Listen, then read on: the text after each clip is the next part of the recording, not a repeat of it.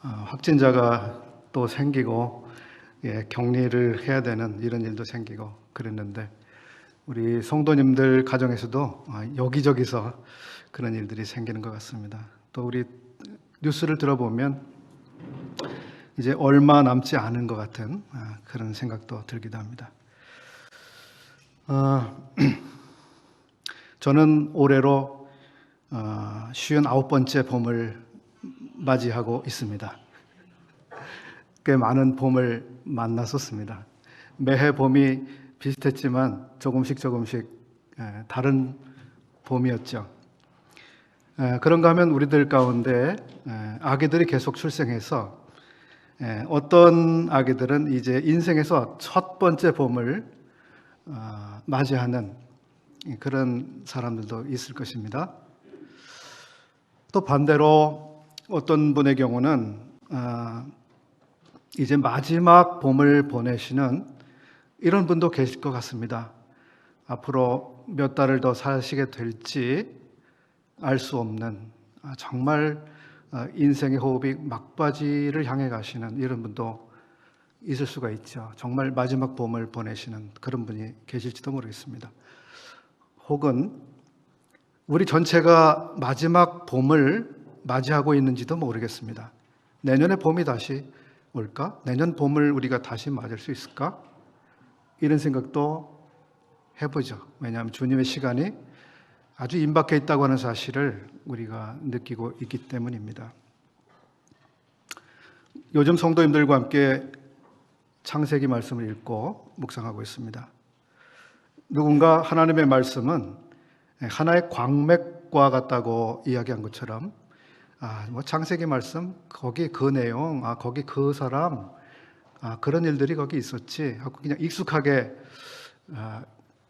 읽고 지나가는 것이 아니라 우리가 읽을 때마다 새롭게 주님이 나타나셔서 말씀해 주시고 또 새로운 주님을 보게 하시는 그런 정말 광맥과 같이 그렇게 우리에게 보화를 계속해서 주시는 그런 말씀인 것을 깨닫습니다. 오늘은 창세기를 통해서 요셉의 삶을 한번 추적해 보려고 합니다. 추적 60분.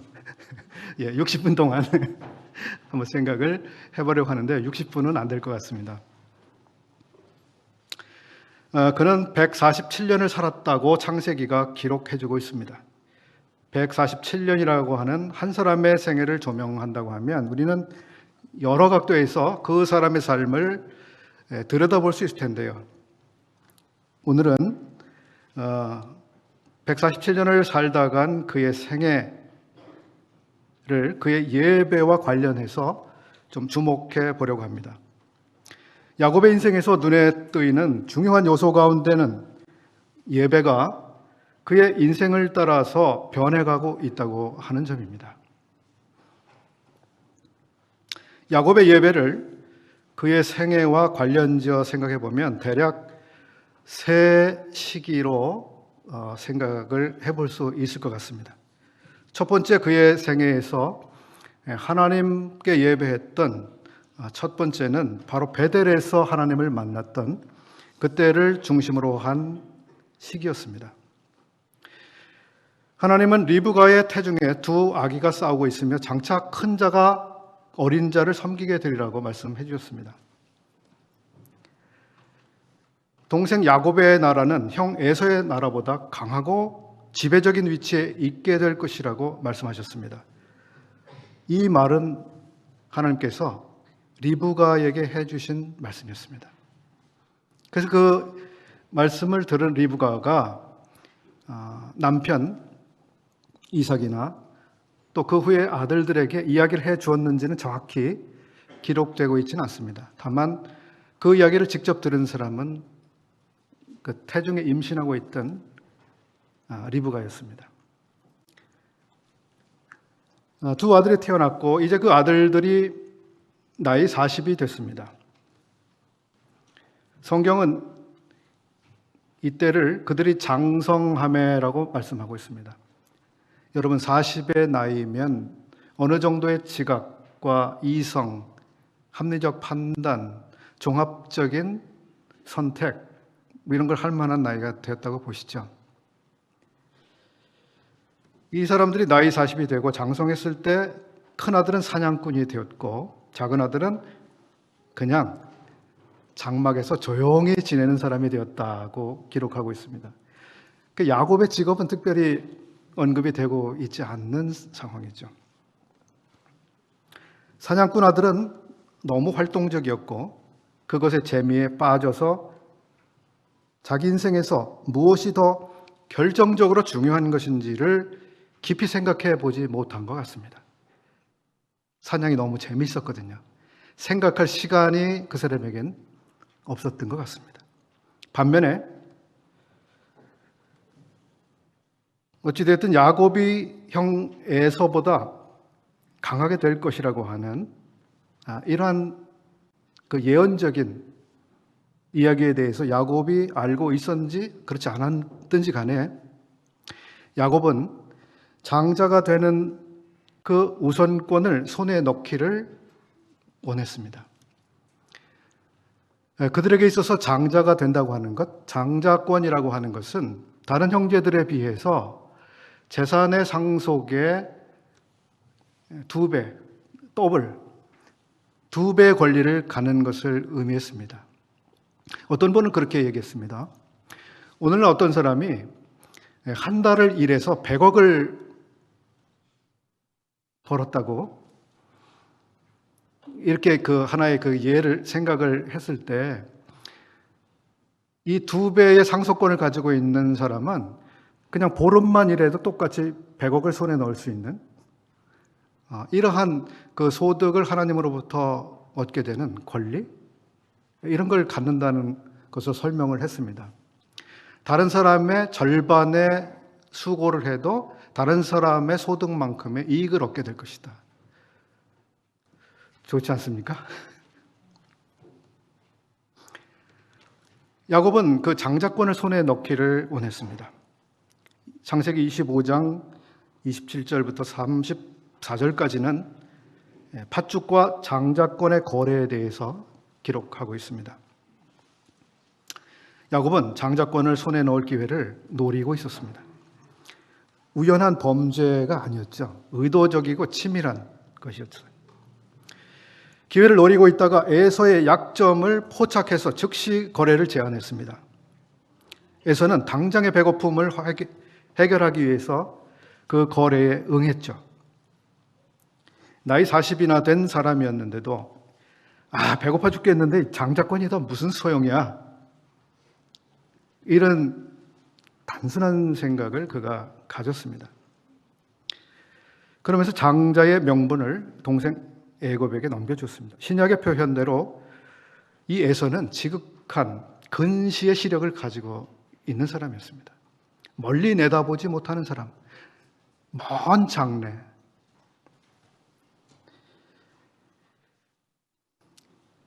이것을 우리가 영적이지 못한 사람이라고 말합니다. 26장의 마지막 두 구절은 다시 한번 에서가 어떤 사람인지를 보여주고 있습니다. 에서가 40세에 헷족속 부에리의 딸 유딧과 헷족속 엘론의 딸 바스맛을 아내로 맞이하였더니 그들이 이삭과 리브가의 마음에 근심이 되었더라. 에서는 2명의 아내를 맞았습니다. 그 두 여성은 시부모들에게 근심거리가 됐습니다. 아마도 에서의 이 두 여성과의 결혼은 부모들과의 대화 가운데 가족적으로 추진이 되지 않고 에서가 자기 마음대로 추진한 결혼이었던 것 같습니다.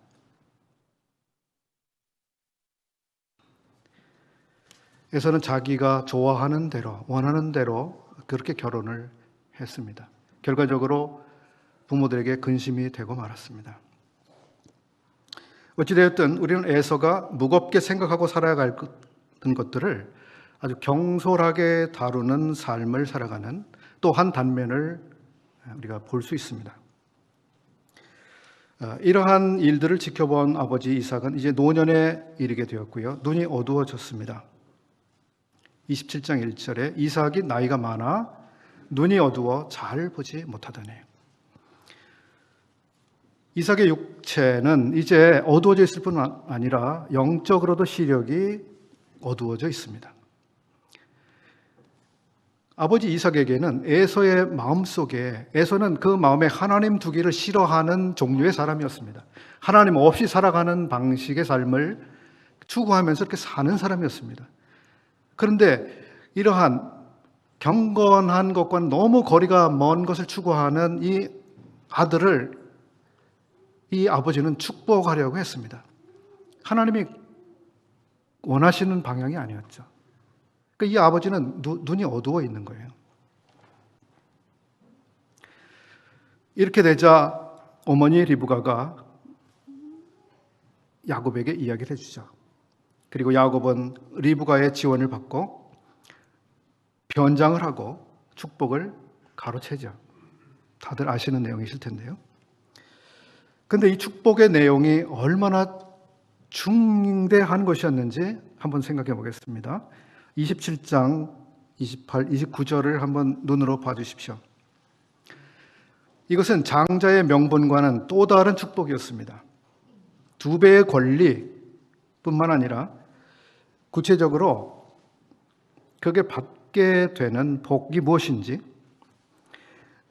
이삭이 축복한 내용을 미리 알게 된다면 누구라도 그것을 정말 가로채지 않으면 안 될 만큼 강렬한 갈망을 일으키는 그런 정도의 축복들입니다.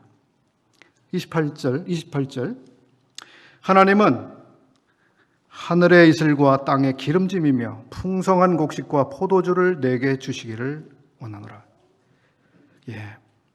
29절 만민이 너를 섬기고 열국이 내게 굴복하리니 내가 형제들의 주가 되고, 만민이 너를 섬기고 열국이 내게 굴복하리니, 만민, 열국, 그리고 형제들의 주가 된다. 내 어머니의 아들들이 내게 굴복한다. 너를 저주하는 자는 저주를 받고 너를 축복하는 자는 복을 받기를 원하노라. 얼마나 대단한 권리입니까? 얼마나 대단한 복입니까? 이 복을 누군가 가져간다고 했을 때 여러분, 그래 이거 너 가져, 순순히 그렇게 하실 분이 계신가요? 이 어마어마한 축복, 포기할 수 없는 거죠.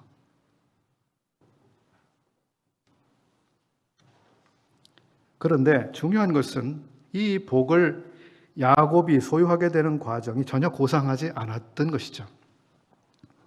정상적이지 않을 뿐 아니라 정말 지탄받을 만하고 부도덕한 방식으로 이루어졌습니다. 여기서 우리는 복에 대해 생각해 보고 가는 게 좋겠습니다. 하나님께서 예수 그리스도 안에서 우리에게 주신 복과 여기 아버지 이삭이 야곱에게 축복한 이 복의 내용을 한번 비교해서 생각을 해보겠습니다. 야곱에게 내려진 이 축복의 내용 어마어마하죠. 열국이 복종을 하고요, 엎드리는데요. 에베소서 1장 3절 말씀, 5절 말씀 읽어보겠습니다. 찬송하리로다 하나님 곧 우리 주 예수 그리스도의 아버지께서 그리스도 안에서 하늘에 속한 모든 신령한 복을 우리에게 주시되 예수 그리스도로 말미암아 자기의 아들들이 되게 하셨으니 우리가 예정을 입어 그 안에서 기업이 되었으니. 여러분, 이 복과 야곱이 지금 축복받은 그 복과 무엇이 더 좋습니까? 더 놀랍습니까? 더 가치가 있습니까? 로마서 8장 17절은 자녀이면 또한 상속자 곧 하나님의 상속자요 그리스도와 함께한 상속자니. 야곱은 어마어마한 축복을 받았습니다. 우리 또한 어마어마한 복을 받았습니다. 그런데 우리가 받은 복은 야곱이 받은 축복이 그저 동전 몇 푼 정도밖에 안 된다는 이 점을 우리가 알 필요가 있습니다.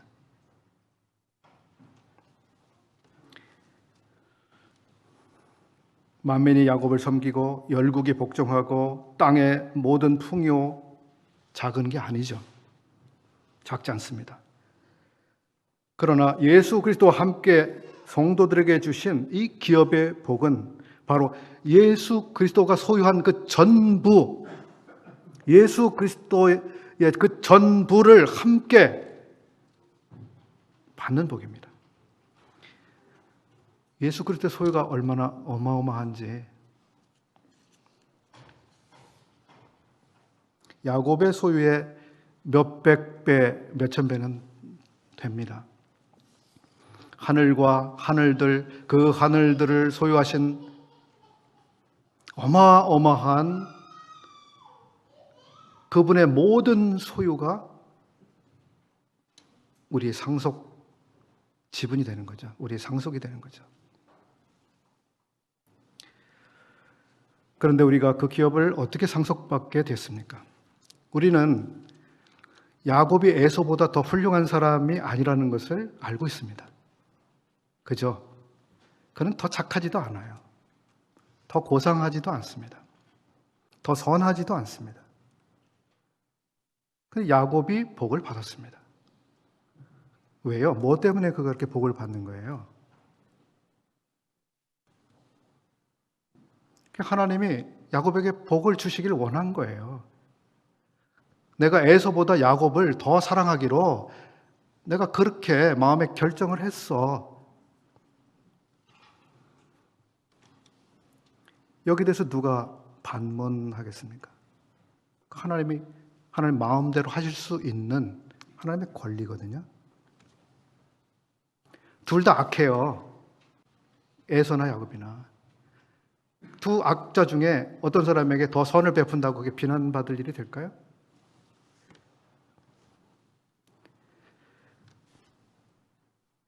우리가 왜 하나님이 주시는 어마어마한 복을 받았습니까? 우리가 다른 사람들보다 선한가요? 더 착한가요? 더 성실한가요? 더 헌신적이고 희생을 많이 했나요? 이 사회에 기여를 더 많이 했나요? 무엇을 더 잘했습니까? 무엇이 더 낫습니까? 저는 솔직하게 저 자신을 들여다보면 제가 에서보다 나은 게 없어요. 야곱보다 나은 거 없어요. 똑같습니다. 제 마음속에서 일어나고 있는 온갖 일들,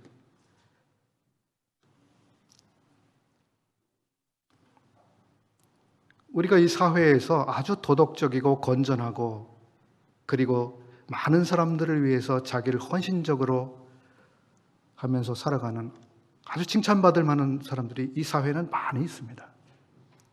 고상하고 도덕적이고 그런 분들이 많아요. 아주 배려를 잘하고. 저는 솔직히 그런 분들하고 저를 비교해 보면 저는 그런 정도도 사실은 못 되는 거예요. 그럼에도 불구하고 저는 복을 받았습니다. 왜요? 하나님이 복 주시기로 예정하셨기 때문에, 선택하셨기 때문에 그런 거예요. 제가 하나님 마음에 들었기 때문이 아닙니다. 내가 너를 선택했기 때문에, 너를 복 주기로 내 마음에 결정했기 때문에 너를 복 준다. 이것을 우리가 은혜라고 말하지 않습니까? 은혜. 왜 이런 은혜를 주시는 건가요? 왜 야곱을 에서보다 더 사랑하신 겁니까? 하나님의 계획하신 목적을 이루어 가시기 위해서 야곱을 선택하신 거예요. 야곱이 더 나아서가 아니라. 왜냐하면 야곱이라고 하는 한 사람을 통해서 하나님의 그 인류 전체를 구원해내시기 위한 그 하나님의 계획을 이루어 가셔야 되기 때문에 선택을 했죠. 오늘 하나님께서 왜 우리에게 복 주시고 우리를 구원하시고 우리를 이 놀라운 영광을 누리며 살게 하셨습니까? 하나님이 계획하신 것을 우리를 통해서 더 펼쳐가시고 이루어내시기 위해서 그렇게 하신 거죠. 우리를 통해서 하나님의 영광을 드러내시기 위해서, 알리시기 위해서, 그리고 우리의 말과 우리의 삶을 통해서 하나님을 선전하고 알리고 때때로 우리를 사용하셔서 사람들을 구원하시는 그런 일을 하시기 위해서.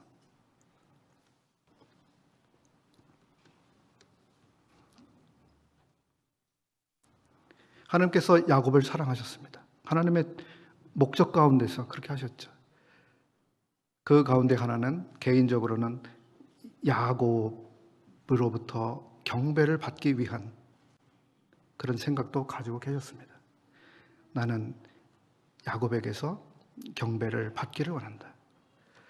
하나님께서 신령과 진정으로 예배하는 자들을 찾으시는데 하나님은 야곱을 부르셨습니다. 하나님은 오늘 아침에 우리를 부르셨습니다. 신령과 진정으로 예배하는 이 시간, 내가 나에게 나오기를 나는 기다린다.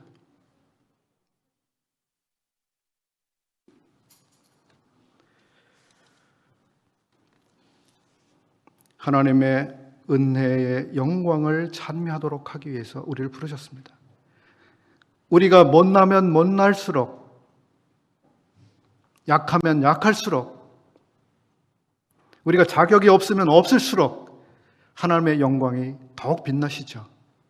그래서 하나님은 약한 것들을 찾으시죠. 창세기 28장 10절 이하를 보게 되면 야곱은 에서의 분노를 피해서 이제 도망하고 있습니다.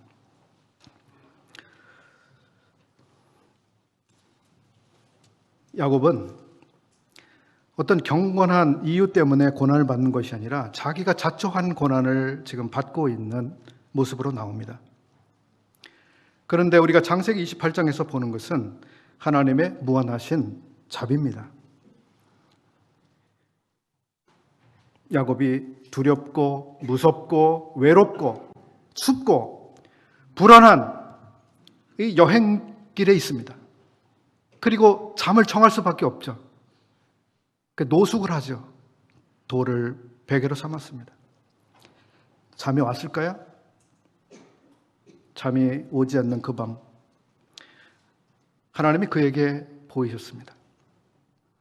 내가 너와 함께 있음을 기억하여라. 내가 너와 함께 있을 것이다. 13, 14절 읽겠습니다. 또 본즉 여호와께서 그 위에 서서 이르시되 나는 여호와니 너의 조부 아브라함의 하나님이요 이삭의 하나님이라. 15절 보겠습니다. 내가 너와 함께 있어 내가 어디로 가든지 너를 지키며 너를 이끌어 이 땅으로 돌아오게 할지라. 내가 내게 허락한 것을 다 이루기까지 너를 떠나지 아니하리라. 얼마나 일방적인 은혜입니까? 일방적 호의입니까? 야곱이 지금 무엇을 잘했기 때문에 하나님이 이런 약속을 해주시는 게 아니잖아요. 내가 너를 그냥 사랑했기 때문에 내가 너와 함께 있을 거야. 너를 통해서 나의 놀라운 일을 펼치기 위해서 내가 너를 지킬 거야. 돌아오게 할 거야. 걱정하지 마. 이런 것보다 더 놀라운 약속이 어디 있고 마음에 평안을 주는 말씀이 또 어디 있습니까? 어떤 조건에 맞게 행동하면 이렇게 내가 해줄 거야 라고 지금 말씀하시는 게 아니에요. 야곱, 네가 잘하면 내가 이렇게 해줄 거야. 아니에요. 그렇게 말하고 있지 않습니다. 내가 너를 이렇게 해줄 거야. 자격이 없는 사람에게 하나님이 베푸시는 은혜입니다. 야곱은 다음 날 아침에 그곳에 돌기둥을 세우고 기름을 부어드렸습니다. 이것은 야곱이 개인적으로 하나님을 예배한 첫 모습입니다. 그의 삶이 아주 특별한 날이었죠. 특별한 날입니다. 우리 성도님들은 언제 개인적으로 주님께 예배를 처음 드리셨습니까? 처음 개인적으로 온전한 마음을 다해서 그분 앞에 나가신 적이 그 처음 그렇게 하신 때가 언제였습니까? 그날 어떤 일이 있으셨습니까? 어떻게 해서 그분 앞에 그렇게 나가게 되셨습니까? 여기 야곱이 첫 번째 개인적으로 하나님과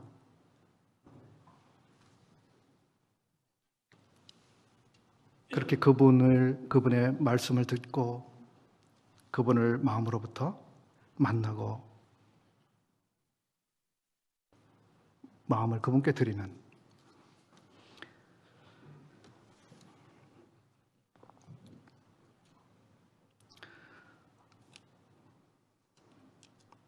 34장까지 야곱의 삶에 여러 일들이 일어납니다. 바로 밧단 아람 외삼촌의 집, 그곳에서 참 다양하고 많은 일들이 일어납니다. 그리고 이제 고향으로 돌아가는 길 세겜에서 또 끔찍한 일들이 일어납니다. 두려운 밤을 또 보내게 됩니다.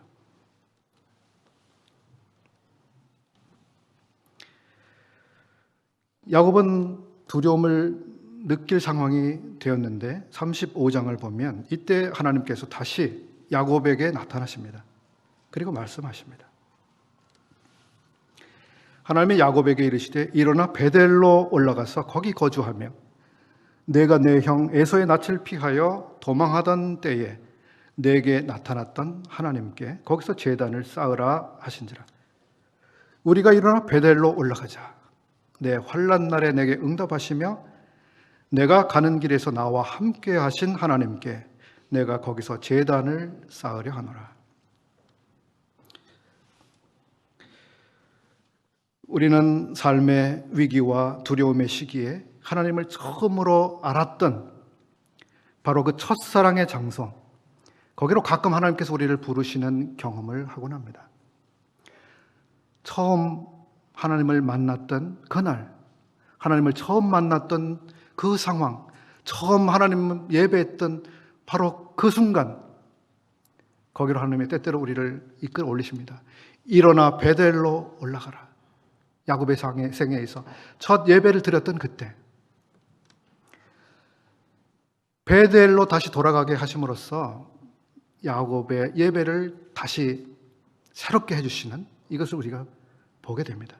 때때로 하나님께서 우리를 첫사랑, 주님을 처음 사랑했던, 주님의 사랑을 처음 알았던 그곳으로 우리를 이끌어 가시는 경험을 우리가 합니다. 그러면서 우리를 새롭게 하시고 회복하시는 그런 경험을 합니다. 하나님을 다시 예배하도록 하기 위해서, 다시 온전한 마음으로 예배하도록 하기 위해서 우리는 그때 회복되고 새로워지는 경험을 합니다. 야곱의 삶에서 두 번째 예배의 두 번째 국면은 바로 분일이라고 하는 곳과 관계가 있습니다. 야곱은 에서의 얼굴을 피해서 이제 밧단 아람으로 도망을 갔었고 거기서 20년 동안 하나님의 도우심을 경험합니다. 무척 고생스러운 시간을 보냈습니다. 거기서 야곱보다 더 치밀한 사기꾼을 만나죠. 다름 아닌, 남도 아닌 외삼촌이죠.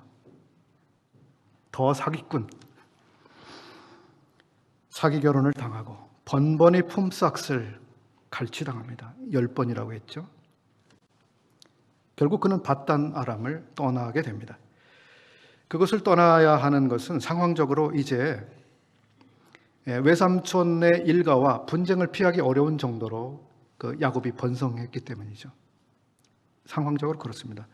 그런가 하면 하나님께서 야곱에게 이제 내 족속에게로 돌아가라 라고 31장 3절에서 직접 말씀하셨기 때문입니다. 그는 조용히 그것을 떠났습니다. 그렇지만 외삼촌은 사람들을 모아서 그를 추격했습니다. 이 두려운 상황이 생겼죠. 그러나 하나님께서 직접 라반에게 개입하셨습니다. 야곱을 해치지 못하도록. 지난 밤에 하나님께서 야곱을 책망하셨나이다. 이렇게 야곱이 이야기하고 있는데요. 하나님이 야곱을 보호하신 것이죠. 야곱은 자기를 지킬 힘이 없었습니다. 외삼촌이 아주 그냥 분노해서 달려오고 있었잖아요. 사람들과 함께. 이 분노한 외삼촌으로부터 하나님은 야곱을 또 한 번 지키셨습니다. 32장 1절과 2절을 보게 되면 야곱의 길에 하나님의 군대가 그를 지키고 있는 것을 볼 수 있습니다.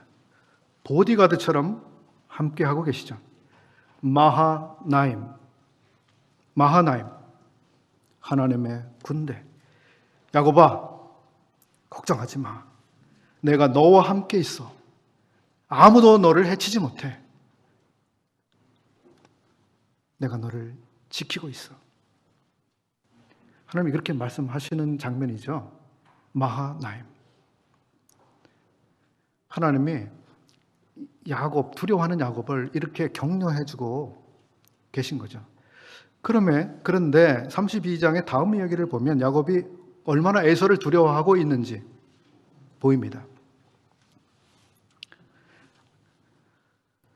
에서의 태도를 탐색해보게 하고 어떻게 해야 야곱의 분노를 풀 수 있을지 전략을 세우고 있습니다.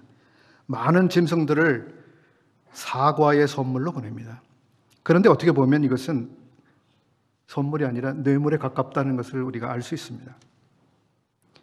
자기의 사기 행각에 대해 형에게 진심으로 미안해하고 화해를 도모하는 것 같지는 않습니다. 그는 위기를 모면하고 싶어 했죠. 앞에서 하나님께서는 야곱에게 아버지 집으로 돌아가라 라고 말씀하셨습니다.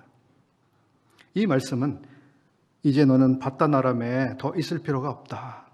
고향에 돌아가도 된다. 내가 에서의 감정을 충분히 해결해 놓았어. 그러니까 너는 이제 아버지 집으로 돌아가도 돼. 그 말씀이지 않겠습니까?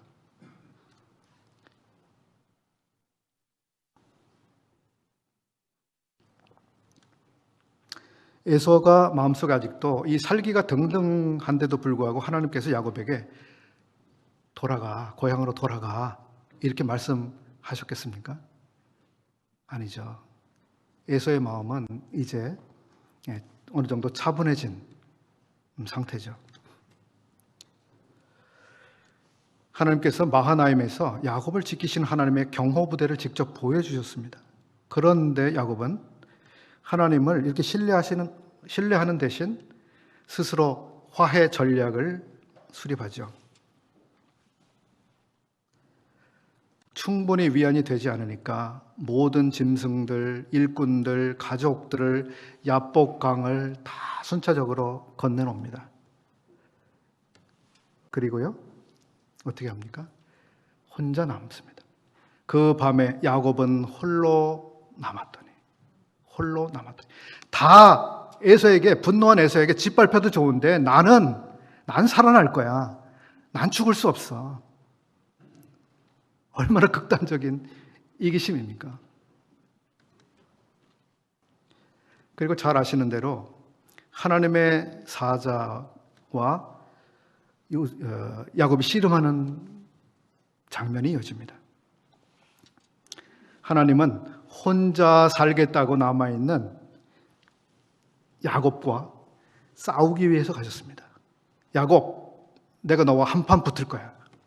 내가 너랑 싸워야 될 필요가 있어. 너와 싸우기 위해서 내가 너에게로 갈 거야. 싸우시기 위해서 야곱에게 그 밤에 찾아가셨습니다. 밤새도록 레슬링을 했죠. 결국 하나님의 사자는 야곱의 환도뼈, 사타구니 뼈를 쳤습니다. 야곱은 탈골이 됐습니다. 절름발이가 됐습니다. 다리를 쩔뚝거리게 됐습니다. 빨리 걷지도 못합니다. 몸을 온전히 세우지도 못합니다. 구부정해야 됩니다. 자기가 자기를 지킬 수 있는 힘을 완전히 잃었고 도망갈 능력도 없어졌습니다. 철저히 무기력하게 된 상태. 누가 나를 와서 덮치고 짓밟고 빼앗고 그렇게 해도 당할 수밖에 없는, 나에겐 이제 하나님이 보호하시지 않으면 나는 나를 보호할 수 없고 빠져나갈 수 없고 도피할 수도 없습니다. 이제 하나님만 나의 온전한 보호자가 되십니다.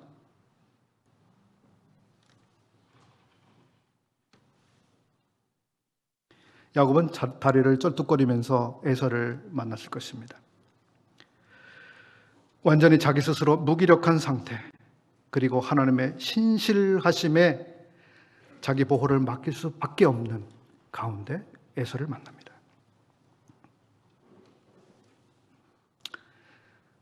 하나님은 끊임없이 전략을 짜고 꼼수를 부리며 살아가는 야곱의 자아를 부쉈습니다. 내 이름이 무엇이냐? 내 이름이 무엇이냐? 네, 저는 야곱인데요. 야곱인데요. 남의 다리를 붙들고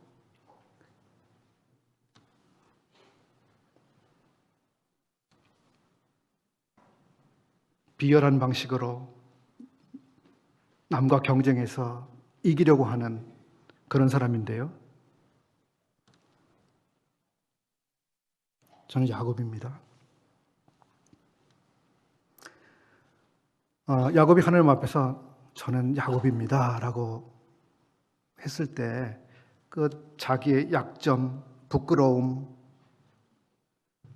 자기가 정말 가리고 싶은 그것을 하나님 앞에서 솔직하게 말할 수밖에 없는, 저 야곱입니다. 저 이런 사람입니다. 이렇게 살아왔습니다.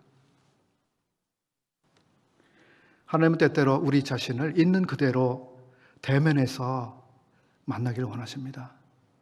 너 누구니? 너 이름이 뭐니? 너 어떻게 살아왔니? 그때 우리가 하나님 앞에 우리를 감추면 안 되죠. 감추면 안 됩니다. 네, 저 야곱입니다.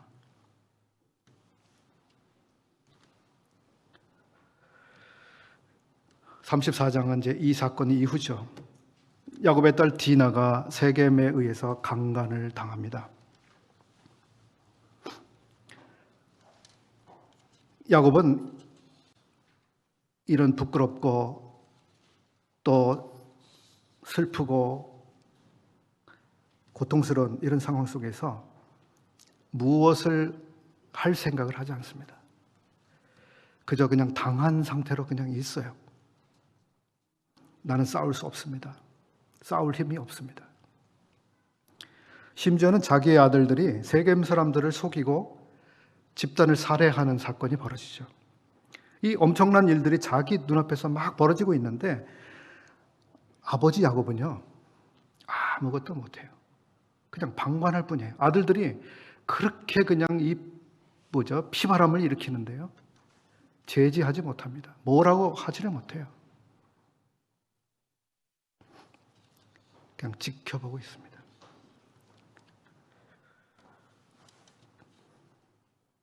그 후에 그는 여행하는 도중에 사랑하는 아내 라헬을 잃습니다.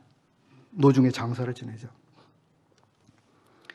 그리고 그의 아들들 사이에 일어난 질투, 분노, 그리고 가장 사랑하는 아들 요셉을 노예로 팔아버리고, 그리고 아버지에게는 동생이 짐승에게 죽임을 당한 것 같습니다. 이런 허위 보고를 듣고 그냥 속가 넘어가죠. 내가 그렇게 사랑하는 아들이 짐승에 의해서 죽었구나. 아들들이 이런 일을 꾸며도 이젠 그냥 속는 자로 살아가고 있습니다. 속이는 자에서 속는 자가 지금 됐습니다. 야곱의 예배의 결정과 완성은 그가 이집트로 간 다음에 나타나고 있습니다. 그는 하나님이 약속으로 주신 땅 가나안을 떠나는 것을 원하지 않았습니다. 이집트는 풍요롭기는 했지만 하나님의 약속의 땅은 아니었죠. 그러나 하나님께서 그에게 친히 말씀하셨습니다. 가라고요. 그 밤에 하나님이 이상 중에 이스라엘에게 나타나 이르시되 야곱아 야곱아 하시는지라. 야곱이 이르되 내가 여기 있나이다. 하나님이 이르시되 나는 하나님이라. 애굽으로 내려가기를 두려워하지 말라. 내가 거기서 너로 큰 민족을 이루게 하리라. 내가 너와 함께 애굽으로 내려가겠고. 얼마나 놀라운 약속입니까? 내가 너와 함께 애굽으로 내려가겠다. 애굽이지만 내가 거기서 너와 함께 있겠다. 이제 야곱의 나이가 130세입니다. 신체적으로 무기력한 노인이 됐습니다. 이제는 그의 아들들의 권유를 받아들여서 요셉을 만나고 흉년을 피하기 위해서 애굽으로 가야 하는 사람이 됐습니다. 자기 마음대로 할 수 있는 사람이 아니죠, 이제. 그는 하나님의 약속이 있는 헤브론에 머물기를 원했지만 주저주저하면서 수레에 올랐습니다. 그 밤에 하나님께서 말씀하셨던 거죠. 애굽에 내려가는 게 좋은 거야. 내가 거기서 너의 민족을 크게 만들 거야. 일반적으로 애굽은 하나님의 백성에게는 거주를 하나님이 금하시는 곳입니다. 이게 하나님의 일반적인 뜻입니다. 애굽은 세상을 상징하죠. 그리스도인들은 바로 애굽, 바로 이 세상에 거주해서는 안 되는 거죠. 정말 하나님의 땅, 가나안에 있어야 되는 것이죠. 그럼에도 불구하고 하나님의 그런 일반적인 뜻이 있었지만 야곱의 생애를 보게 되면 그때는 특별한 목적 때문에 애굽으로 내려가는 것이 하나님의 뜻이었습니다. 내려가라. 하나님은 계획을 가지고 계셨죠. 내가 너의 민족을 크게 번성케 할 것이다. 야곱은 이스라엘 민족을 위한 인큐베이터였습니다. 인큐베이터. 거기서 내가 너의 민족을 크게 만들 거야. 하나님의 약속을 믿고 애굽에 내려가게 됐습니다. 애굽 왕 바로와 대화를 나눕니다. 나는 130년을 살았습니다. 나그네 길을 걸어왔습니다. 참 험악한 세월이었습니다. 야곱의 삶에 있었던 실수, 섣부름, 경솔함, 밧단나람에서의 고생스러운 시간들, 라반에 의해서 농락당했던 일들, 에서로 인한 극단적인 두려움, 세겜에서 일어났던 부끄러웠던 일들, 슬펐던 일들, 아들들의 위험스러운 행동들, 아들을 잃어버리는 아픔, 아들들의 사기극, 계속되는 흉년 속에서 가족들의 양식을 걱정해야 되는 가장으로서 지내왔던 시간들, 이게 스쳐갔겠죠. 130년을 살았는데 나그네 길을 살아왔습니다. 참 험한 일이 많았습니다. 모세는 시편 99편에서 이렇게 말합니다. 우리의 연수가 70이요 강건하면 80이라도 그 연수의 자랑은 수고와 슬픔뿐이요. 오래 살아봐야, 장수해봐야 우리가 자랑할 수 있는 것은 그저 더 많이 수고하고 더 많은 슬픔을 당했다는 거, 이거 말고 내놓을 게 없습니다.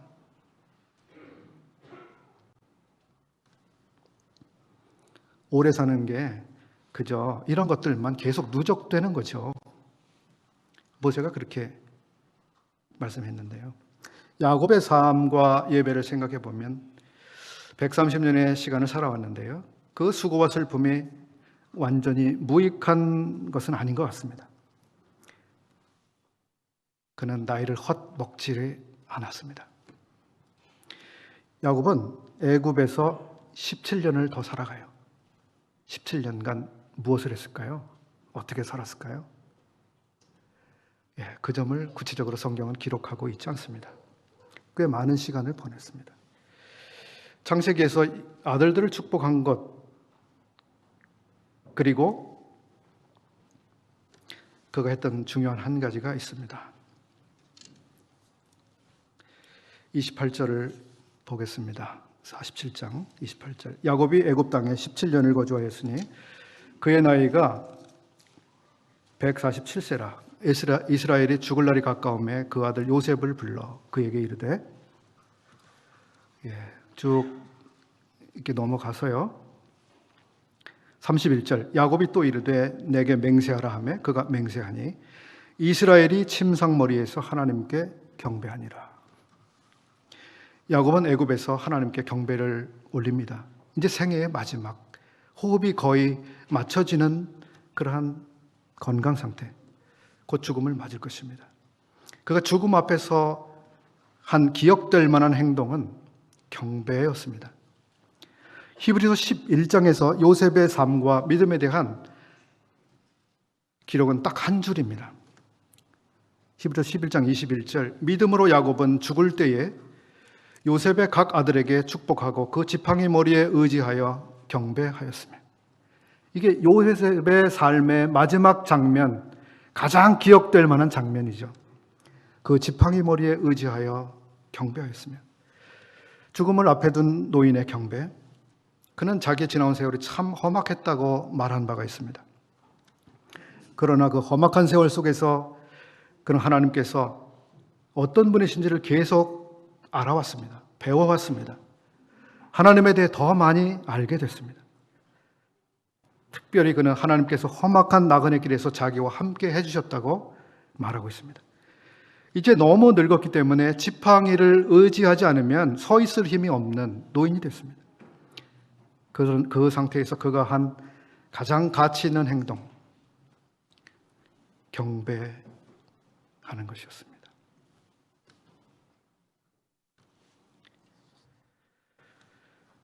우리는 하나님을 경험한 만큼 알게 됩니다.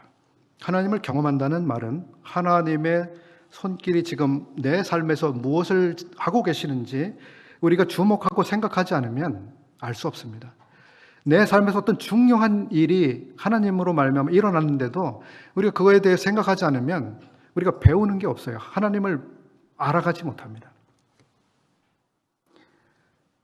우리는 경험을 통해서 하나님을 알게 되고, 그리고 그렇게 해서 우리가 하나님을 아는 만큼 그분을 예배할 수 있습니다.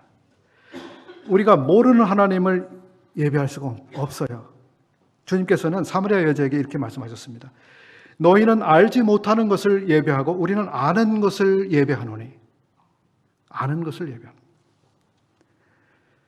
우리가 경험해 보지 못한 하나님을 예배한다고 하는 것은 이론적이거나 공허한 것이 될 수 있습니다. 소위 우리는 만들어낸 예배를 드릴 수가 있는 거죠. 우리 인생길에서 가장 어려운 일을 만나는 것은 그분을 더 많이 배울 수 있는 기회가 됩니다. 그래서 하나님은 우리가 더 놀라운 예배로 하나님을 경배하는 사람이 되도록 만들어 가십니다. 어려움이 올 때 우리가 낙심하지 않을 충분한 이유입니다. 우리가 야곱만큼 어려움을 많이 만나게 하겠습니까? 어려움을 견딜 만큼 주시겠죠? 우리가 받을 만큼 하나님이 주실 것입니다. 그리고 우리가 주님을 만나서 경험하고 배워서 하나님 아는 만큼 하나님을 경배하게 될 것입니다. 야곱처럼 우리의 마지막 날, 그때 우리의 예배가 더 완전해지고 더 놀라운 경배로 하나님을 예배하는 예배자들로 주님께서 성숙시켜 주시기를 바랍니다. 들어주셔서 감사합니다.